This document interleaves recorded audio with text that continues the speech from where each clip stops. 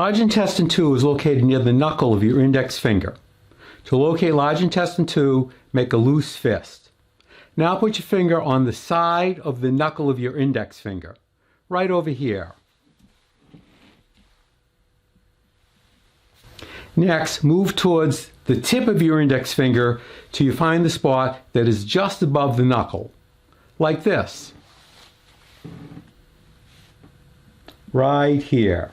Push in to find a point that is sensitive, sore, tender, or painful. That is large intestine 2.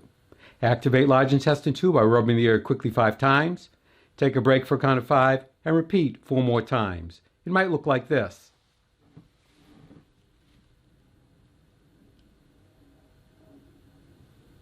Or if you have an acupressure instrument called the Tei Shin, it might look like this.